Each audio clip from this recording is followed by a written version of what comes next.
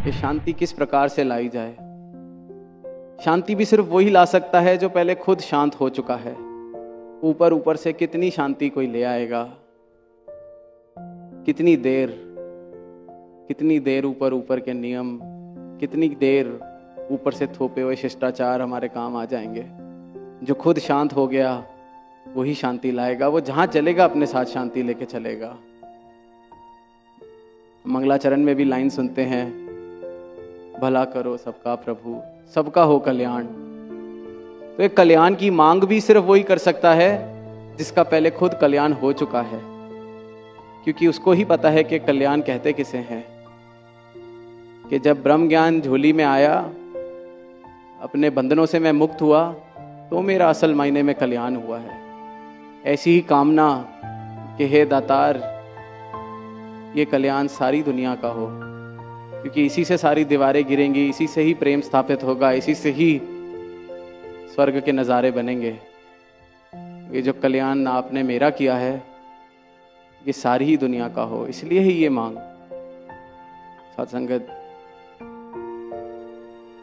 कहना सुनना बहुत आसान, पर जीवन में जब तक ये परिवर्तन नहीं आता, अगर मेरा जीवन आज भी वैसा ही है जो ब्रह्म ज्ञान से पहले था, या इनके चरणों में आने से पहले, या इस ब्रह्म ज्ञान की दात पाने से पहले था, वैसा ही जीवन में जी रहा हूँ, वैसे ही मेरे मन के भाव हैं, वैसी ही दौड़ में मैं लगा हुआ हूँ। हो सकता है मैंने मैदान बदल लिया बस। पहले शायद किसी और चीज़ के लिए भागता था, अब किसी और चीज़ के लिए भाग रहा हूँ। तो फिर कहीं बात अभी बनी नहीं है। यही निरंतर सद्गुरु समझा रहे हैं कि ये रोम रोम में ये नुक्ता बस जाए, जो ब्रह्म ज्ञान की दात मिली है ये बस जाए, तभी असल मायने में हम मंगते से शाह बनेंगे, तभी बात बनने वाली है। क्योंकि इतनी बड़ी दात पाकर भी मेरा जीवन अगर वैसे का वैसा ही चल रहा है, तो फिर कहीं मैं उस दात से चूक गया हूँ, वंचित रह गई हूँ।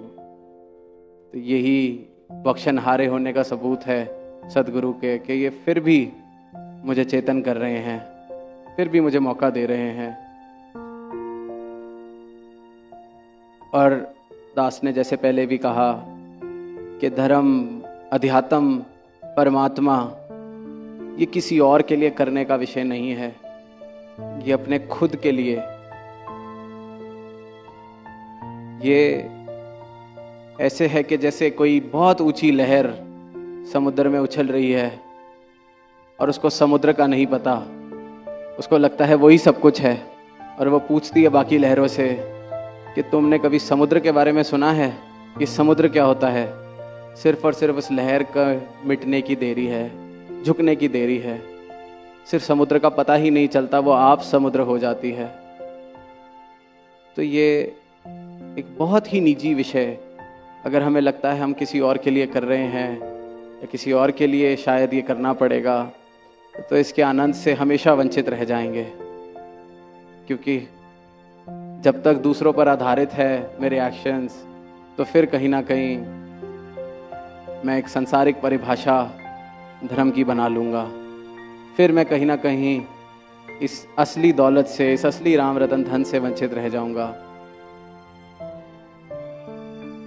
दास को ऐसे ही स्कूल कॉलेज के दिनों की कोई बात याद आई कि जब कॉलेज में पढ़ते थे तो जो दोस्त मित्र हॉस्टल में रहते थे या पीजीज में रहते थे, वो कई बार लेट अगर होना क्लास के लिए तो बिना नहाए धोए ही आ जाना।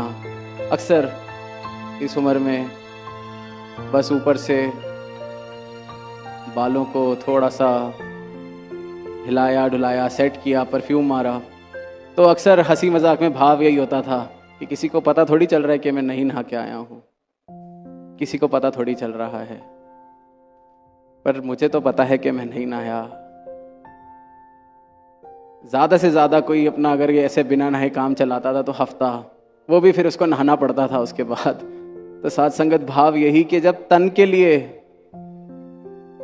मैं किसी और को कब तक बेवकूफ बनाऊंगा, कब तक किसी और पर आधारित मेरी अपनी स्वच्छता।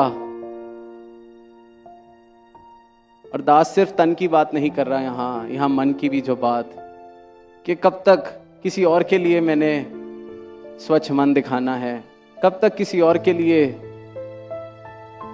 मुझे ये दिखाना है कि वो क्या कहेंगे। तो ये जो नुक्ता सदगुरु दे रहे हैं, इसको अपने लिए प्राप्त करने की कोशिश की जाए, अरदास की जाए, ये झोली में जरूर आता है।